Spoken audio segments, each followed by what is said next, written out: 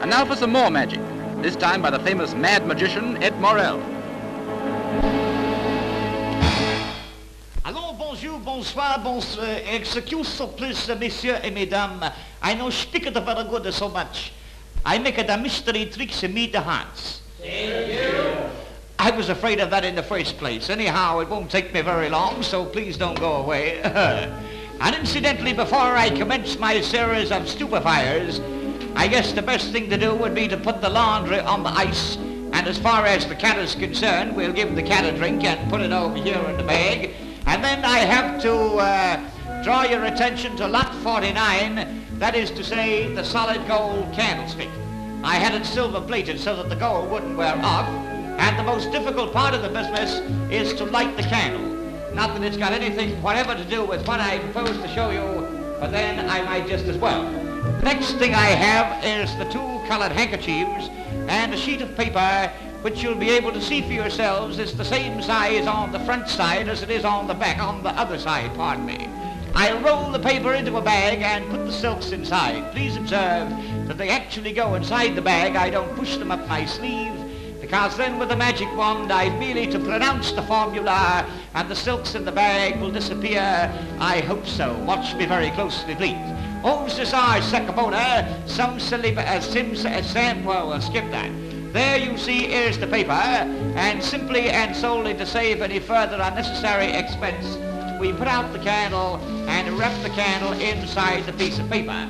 Wrapping the candle in the piece of paper, of course, is purely and simply a matter of wrapping the candle in the piece of paper, whilst as the candle can't be in the two places at once, it finds its way inside the pocket, and that's all there is about that. Whip it up there, boys. You know what my gosh, that's devil of a start, that is. You'll have to pardon me a minute, folks. There's a little trouble here with the thermogene. I'll settle this and continue the dirty work. It was my original... come up here, you rascal. What are you doing down there anyhow? I really had intended when I walked out here this afternoon or this evening or this morning, what time is it anyway, to try to...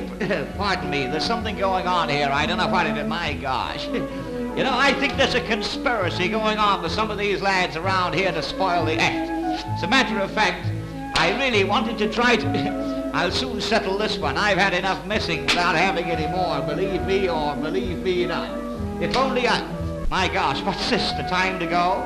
No, it's your trick with the clock. Oh my gosh, the trick with the clock. Yes, that's very marvelous. I nearly forgot all about the trick with the clock, folks. That's really very marvelous, the trick with the clock. You better stop the music, boys. Where's the boys with the music? Stop the music. If this doesn't work, the boat sails immediately. Now, this is a marvelous trick with the clock, folks. And for those of you who might be under the impression that we use some trapdoors in the stage to make the clock disappear and would like to examine the clock, I'd be much obliged if you'd keep your seats and mind your own business. All we have to do is to cover the clock with the cloth, and when I count 3, the clock will disappear, or else. Or else what? Or else, my friend, we're in an awful mess. Behave yourself. On the word 3, are you ready? All we have to do is to count 1, 2, and 1 is 3. A few years of real hard study and practice before you get the hang of this.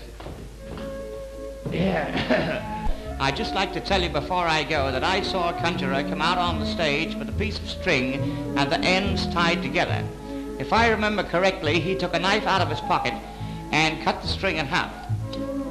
And after he'd cut the string in half, he tied the ends of the string together, just the same as you see me tie the ends of the string together. He trimmed off the ends of the string and put his hand over the knot, and after he put his hand over the knot, the string was just the same as it was in the first place. Now, maybe you folks would like to know how to do it. It's a very stupid business. All you have to do is to get an ordinary piece of string and tie the ends together. When you have the loop of the string, you take a knife and you cut right through the middle of the string. When you cut through the middle of the string, you tie it together. Don't take any more than that, because that's not going to do anything. All you do is pull it out that way, and then right away through, and as you pull it out, it's just the same. But that's just between you and me. Don't tell anybody else. Goodbye, everybody. Would you